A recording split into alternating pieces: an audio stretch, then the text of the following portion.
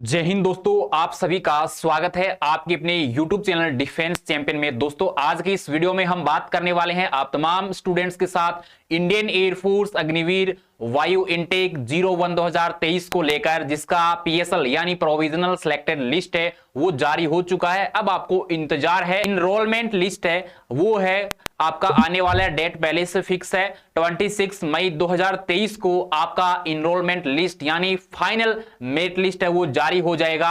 अब आपको इंतजार है कि टोटल कितनी वैकेंसी है, कैसे क्या है। PSL में अभी काफी कैंडिडेट्स को समझ में नहीं आ रहा है कि कैसे रैंक काउंट करें अपनी और कैसे क्या जो है प्रोसेस को देखें अच्छे से। तो इस वीडियो में आपको सारी जानकारी मिलेगी और उसके बाद में इनरोलमेंट लिस्ट के लिए आपका कट ऑफ कितना बढ़ सकता है, टोटल वैकेंसी कैसे क्या सीन रहेगा। और ये पहला बैच है जिसके अंदर आपके मेल एंड फीमेल कैंडिडेट्स साथ में दिए गए हैं और PSL का भी अच्छे तरीके से आपको जानकारी मिलने वाला है। इनरोलमेंट लिस्ट का भी मिलेगा, ज्वाइनिंग टाइम जो भी आपका प्रोसेस रहेगा उसको लेकर भी आपको अपडेट किया जा रहा है। तो कंटिन्यू बने रहिए इस वीडियो में और इस वीडियो के एंड पॉइंट तक आप बने रहेंगे तो आपको कंप्लीट जानकारी मिलेगी। यदि आप YouTube चैनल पर पहली बार विजिट करें तो YouTube चैनल को सब्सक्राइब जरूर कर लीजिएगा और बेल आइकन को प्रेस कर लीजिएगा ताकि आगामी वीडियोस के नोटिफिकेशन आपको सही समय पर मिलता रहे। सभी सोशल मीडिया हैंडल के लिंक डिस्क्रिप्शन बॉक्स में दिए गए हैं, तो वहां से आप जाकर फॉलो कर सकते हैं और डायरेक्ट मैसेज करके अपना डाउट है वो क्लियर कर सकते हैं। जो देख पा रहे हैं ऑफिशियल अपडेट के अकॉर्डिंग आपका 15 मई को है जो PSL यानी प्रोविजनल सिलेक्टेड लिस्ट है वो जारी कर दिया गया था। अब बात करते हैं सबसे पहले PSL के बारे में ही, प्रोविजनल सिलेक्टेड लिस्ट के बारे में, और आपकी जो डाउट है उसको पहले डाउट को क्लियर करते हैं। ये देखिएगा, सबसे पहले क्या है कि आपकी प्रोविजनल सिलेक्टेड लिस्ट है PSL जिसकी बात हम कर रहे हैं वो आपका जारी हो चुका है 15 मई को। अब बात करते हैं इनरोलमेंट लिस्ट है यानी फाइनल जो मेरिट लिस्ट है। ये जो PSL क्या है उसको जानना आपको जरूरी है। PSL क्या है इसको आपको जानना बहुत ही जरूरी है। जो नए कैंडिडेट्स हैं और पहले जो एक दो बार एग्जाम दे चुके हैं तो उनको सबसे पहले इन बातों का विशेष तरीके से पता है कि कैसे क्या क्या प्रोसेस रहता है PSL का, चाहे इनरोलमेंट का या फिर सिलेक्शन प्रोसेस का। तो जो नए कैंडिडेट्स हैं जिनको पहले से पता है तो अच्छी बात है, नहीं है तो हम इसको अच्छे से आपके सामने शेयर कर देते हैं। प्रोविजनल सिलेक्टेड लिस्ट, इसका मीन ये नहीं है कि आपका सिलेक्शन हो चुका है, यहां पर आप एक तरीके से इस लिस्ट में आए हैं। यानी ये PSL जो लिस्ट होता है वो फेज 2 से लेकर मेडिकल तक का प्रोसेस होता है। चाहे आप उसमें गए हैं यानी प्रेजेंट रहे हैं या फिर अनफिट हुए हैं या फिर आपको रीमेडिकल मिला लेकिन आप फिर एब्सेंट हो गए, आपका रीमेडिकल क्लियर नहीं हुआ या फिर और कोई प्रकार की किसी भी प्रकार की दिक्कत रहती है तो वो सारा रिकॉर्ड आपका PSL लिस्ट में जारी किया जाता है। उसके बाद में एक होता है आपका इनरोलमेंट लिस्ट। क्या होता है? इनरोलमेंट लिस्ट होता है जो कि फाइनल मेरिट लिस्ट होता है और ये आपका आने वाला है 26 मई को। क्या है? 26 मई को लगभग आपका मे भी हो सकता है दोपहर को आ सकता है या फिर इवनिंग के टाइम में यानी 5 बजे के आसपास है वो रिलीज कर दिया जाएगा वेबसाइट पे। जैसे अपडेट आएगा तो आपके साथ डिफेंस चैंपियन की टीम सबसे पहले है अपडेट आपको देने वाली है। तो उसके बाद में इसमें होगा जिन भी कैंडिडेट्स का नाम आएगा, यहां पर दो प्रकार से नाम आता है। एक तो होता है मेन कैंडिडेट्स, एक होता है आपका स्टैंड बाय कैंडिडेट्स। तो स्टैंड बाय तो आप सभी कैंडिडेट समझते हैं, जैसे कि उसका मेन सिलेक्शन नहीं है यानी उसका परफेक्ट सिलेक्शन नहीं है, यदि वैकेंसी खाली होगी तो स्टैंड बाय वाले को ले लिया जाएगा। इनरोलमेंट लिस्ट के लिए कट ऑफ क्या रहने वाला है, क्योंकि PSL का जिस प्रकार से इस सेशन का यानी 01 2023 बैच का आपने जो कट ऑफ देखा है उसके मुताबिक हमेशा ही जो आपका चाहे पॉइंट यानी 0.25 बढ़े 20 बढ़े या फिर 0.75 यहां तक नंबर है वो इंक्रीज होने वाला है इनरोलमेंट लिस्ट के लिए निश्चित तरीके से। यहां पर जो PSL लिस्ट में आए हैं उनमें सभी कैंडिडेट्स का योगदान नहीं है। जो कैंडिडेट्स ओनली फॉर ओनली क्या है फिट कैंडिडेट्स है उन्हीं का योगदान होगा और उन सभी का सिलेक्शन भी नहीं होगा। ये बात आप विशेष गौर कर सकते हैं। हो सकता है कि मैं ये बात बोल रहा हूं तो आपको कड़वी लगेगी, लेकिन ये बात सच्चाई है कि PSL में आने वाले सभी कैंडिडेट्स का सिलेक्शन नहीं होता है। अब जो लास्ट में है तो उनका थोड़ा सा डर रहता है। अब इनरोलमेंट लिस्ट में जैसे आपका प्रोसेस आएगा तब आपका क्लेरिफिकेशन अच्छे से हो पाएगा। टोटल वैकेंसी कितनी है इसका भी फर्क है पड़ता है, ये जो पॉइंट हमने यहां पर लिखा है। तो ये सारी जानकारी इस वीडियो में शेयर करेंगे। तो यहां पर देखिए ये है आपका इंडियन एयरफोर्स का PSL जो 01 2023 इनटेक का है और यहां पर मैंने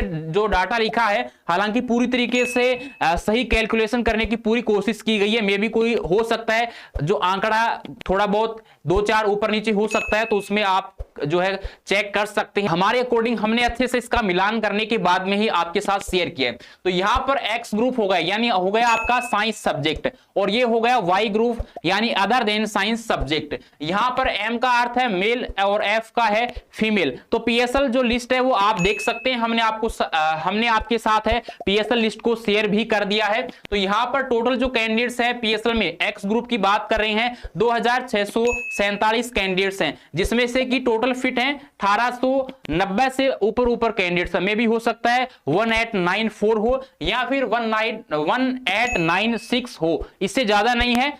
ये जो कैलकुलेशन अच्छे से की गई है, लेकिन फिर भी आप मिलान कर लेना। उसके बाद में यूएफएबीएस का मीन है, ये टोटल कैंडिडेट्स है 271, और यहां पर अब्सेंट है 149 और अनफिट है 331 कैंडिडेट्स। आप कैलकुलेशन कर लेना। यहां पर बात हो रही है यूएफएबीएस का मीन क्या है, अनफिट इन अब्सेंटिया, यानी ये अर्थ होता है आपको रीमेडिकल में आपको मेडिकल के टाइम में रीमेडिकल मिला और फिर आपको जो नई डेट मिली रीमेडिकल के लिए तब आप नहीं गए, वहां पर अब्सेंट हो गए। कि कैंडिडेट्स का कोई योगदान नहीं है जो कि आपके पीएसएल में यानी इनरोलमेंट में भी उनका कोई योगदान नहीं होगा।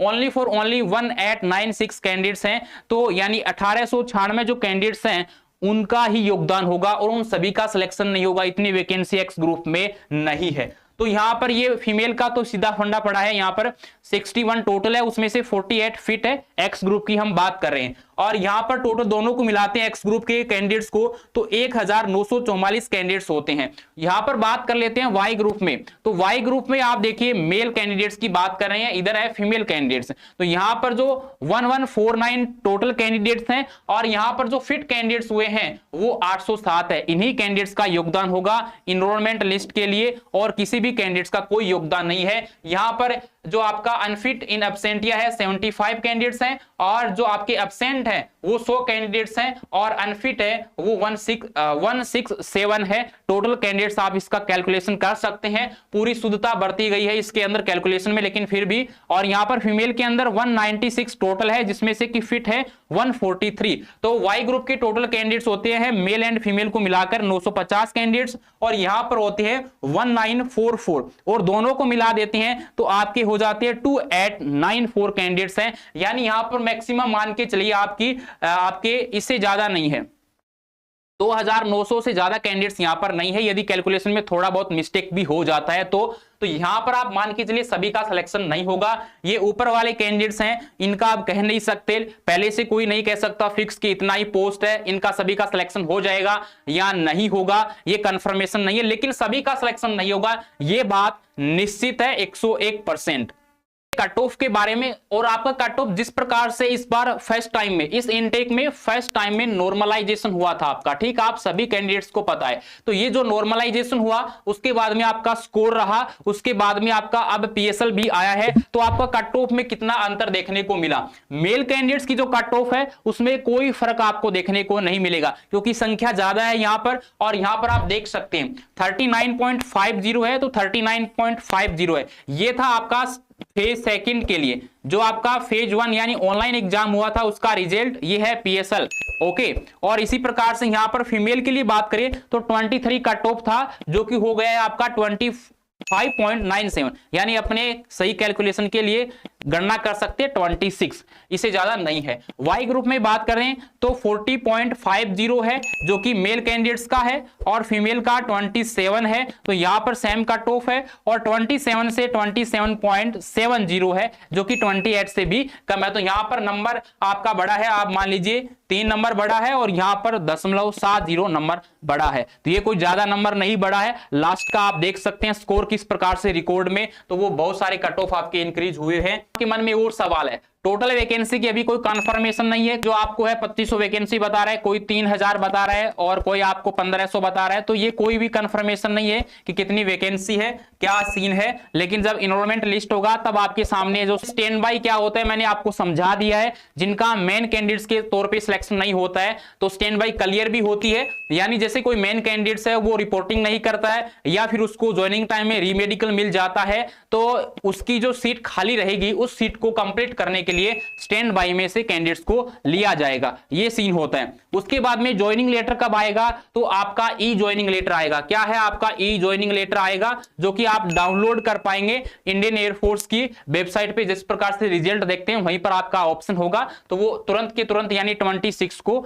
आ जाएगा। ठीक है, इनरोलमेंट लिस्ट की बात कर रहे हैं और 26 मई को आपका इनरोलमेंट लिस्ट भी जारी हो जाएगा। ज्वाइनिंग टाइम में मेडिकल होगा, मे बी इजी भी होता है, और कुछ कुछ जो आपका 3 से 4-5 दिन तक आपका जो भी प्रोसेस चलता है ज्वाइनिंग के लिए तो ट्रेनिंग सेंटर पर, लेकिन नॉर्मल मेडिकल होगा। तो आपको फिट रहना बहुत जरूरी है। जिन भी कैंडिडेट्स ने जिस प्रकार से ऑपरेशन, सर्जरी कुछ भी करवाया, ट्रीटमेंट लिया है, तो वो अपना ट्रीटमेंट सही से उसका फॉलो करें और सही हो जाना चाहिए। ज्वाइनिंग टाइम में कोई प्रॉब्लम आपको नहीं आनी चाहिए। तो गाइज ये जो आप पीएसएल लिस्ट देख पा रहे हैं, प्रोविजनल सिलेक्टेड लिस्ट जो यहां पर लिखा हुआ है, और ये आपका अग्निवीर बैच 01 2023 है, मेल कैंडिडेट्स के लिए है, अग्निवीर वायु साइंस सब्जेक्ट।